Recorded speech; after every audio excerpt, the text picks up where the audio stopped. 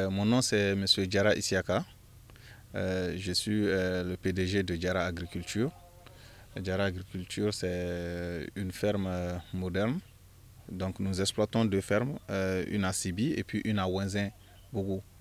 La ferme de Sibi est étalée sur 45 hectares et la ferme de Ouinzin, c'est sur 15 hectares. Donc nous faisons généralement la papaye et l'oranger. Nous avons actuellement 12 000 pieds d'oranger et nous avons quelques hectares de papayers, diverses variétés.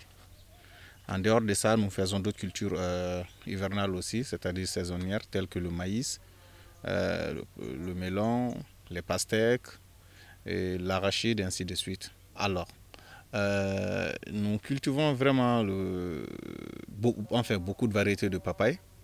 Nous cultivons, comme vous voyez, ça c'est la variété Horizon F1 hybride. Nous cultivons ça. Nous cultivons aussi Solo N8. Nous cultivons aussi Kalina IPB. Ça c'est une nouvelle variété sur le marché. Et voilà, c'est les trois variétés que nous cultivons actuellement. Et pourquoi nous cultivons la papaye? La papaye, elle est vraiment rentable. C'est un fruit qui est vraiment rentable. Voilà, et puis une fois que vous sémez la papaye, vous n'attendez pas vraiment longtemps, c'est pas comme les arbres fruitiers. La papaye prend environ 7 à 9 mois pour donner un fruit mûr. Donc du coup, c'est pourquoi nous cultivons la papaye et la quantité demandée sur le marché actuellement au Mali est insatisfaite par la production locale. Donc du coup, c'est pourquoi nous cultivons beaucoup la papaye pour pouvoir quand même satisfaire la demande locale. Non seulement satisfaire la demande locale, mais aussi essayer de réduire l'importation parce que voilà, vous voyez, quand nous réduisons l'importation, c'est beaucoup mieux pour notre économie. Donc voilà, nous nous battons beaucoup plus pour tout ça. Ah ben oui, très bien cette question.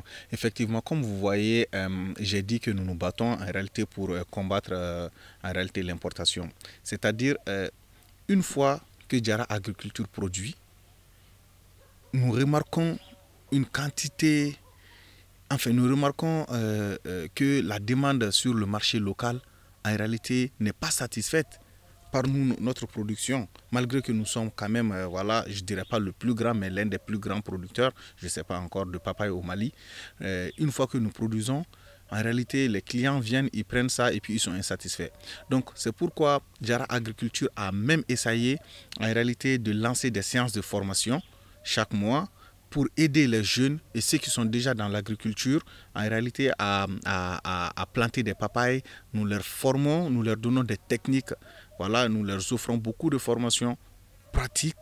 Voilà, notre formation elle est purement pratique, à moindre coût aussi, pour qu'ils puissent produire. Parce que l'avantage de la papaye aujourd'hui, c'est quoi? En dehors des vertus de la papaye, c'est quelque chose qui est rentable. Je reviens là-dessus. La papaye actuellement sur le marché, le kilo, voilà, en moyenne c'est à 750 francs le kilo. Mais imaginez, ces papayers vont me donner par an jusqu'à plus de 150 kilos. Ouais, une plante de papaye va me donner jusqu'à plus de 150 kilos. Quelqu'un qui a des hectares de papaye, mais voilà, c'est de l'argent quand même. Donc du coup, nous aidons beaucoup plus les fermes. Moi particulièrement, personnellement plutôt, je reçois beaucoup d'appels d'autres fermiers pour que voilà qui me demandent de les aider et je les aide par téléphone. D'autres me demandent de me déplacer, je me déplace souvent, mais c'est pas facile parce que par semaine je reçois plus de 10 appels et voilà, des gens qui me demandent de me déplacer pour aller dans leur ferme. Donc c'est dans ce sens que nous avons organisé des formations. Voilà, comme ça que tout le monde puisse participer et puis voilà, ils auront des expériences là-dessus. Actuellement, il n'y a pas de concurrence, il n'y a vraiment pas de concurrence dans le marché de la papaye parce que, comme je dis, je répète, nous produisons moins que la demande sur le marché. Alors, moi, contrairement à ce que beaucoup de personnes disent, moi je n'incite pas, je n'invite pas tous les jeunes à s'investir dans l'agriculture. Pourquoi? Parce que vous voyez, pour faire l'agriculture, pour se lancer dans l'agriculture, c'est quelque chose qu'il faut aimer. L'agriculture, tu ne peux pas te lancer dedans parce que tu as de l'argent.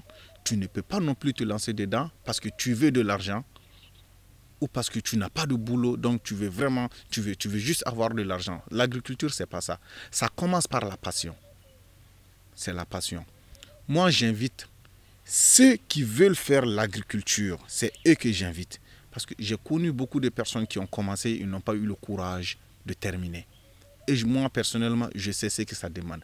Ça demande beaucoup de suivi, beaucoup de courage et surtout beaucoup d'enthousiasme aussi. Vous voyez, tu pars dans une ferme, tu verras des plantes très très bien, des plantes qui ont vraiment donné. Tu dis, ah ben voilà, ces plantes ont vraiment donné, tu es content, tu te dis, ok, mais voilà, je vais me lancer dans l'agriculture. Non, c'est pas comme ça. Il faudra aimer d'abord. Parce que qu'est-ce que cette personne a fait pour pouvoir avoir ces résultats? C'est pas du tout facile. Donc, il faudra d'abord aimer.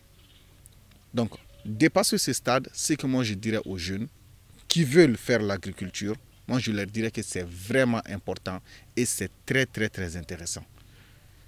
Tu peux te nourrir, tu peux nourrir d'autres personnes et tant que tu fais l'agriculture, sache que tu seras lié à ton champ ou à ta ferme et tu feras quelque chose vraiment que tu aimes. Moi, j'ai travaillé dans des ONG, j'ai travaillé dans des cabinets d'expertise comptable avant vraiment voilà, de me consacrer à 100% à cette activité. Mais je sais que l'agriculture, moi personnellement, est mieux que tout ça. Hormis l'avantage, enfin, hormis ce que tu gagnes comme rémunération, je sais qu'il y a une passion qui est dedans en fait. C'est une passion. Du matin jusqu'au soir, tu te trouves dans ta ferme, tu vois ton argent grandir petit à petit, tu vois tes fruits grossir, tu fais tout pour que tes fruits puissent grossir parce que une fois que ces fruits grossissent, c'est le kilo qui augmente, moi c'est ma fortune qui augmente en quelque sorte. Donc du coup, c'est ça. Ce que moi je peux dire aux jeunes, c'est qu'au Mali, nous avons des terres arables à perte de vue. On en a à perte de vue. Rien n'est facile dans la vie. Le temps que tu passes à chercher un emploi sur Malipage, Maliweb, ainsi de suite, tu sais que ça, c'est pas facile. Tu peux passer 1 année, 2 ans à chercher ça, même un simple stage. C'est pas du tout facile. Mais si tu cherches un peu à connaître c'est quoi l'agriculture, peut-être que tu voudras aimer. Et une fois que tu l'aimes, tu te lances dedans et tu verras que c'est la meilleure des choses dans le monde pour moi. Tu vas non seulement te nourrir, tu vas nourrir ta famille, tu vas nourrir d'autres personnes et tu seras indépendant.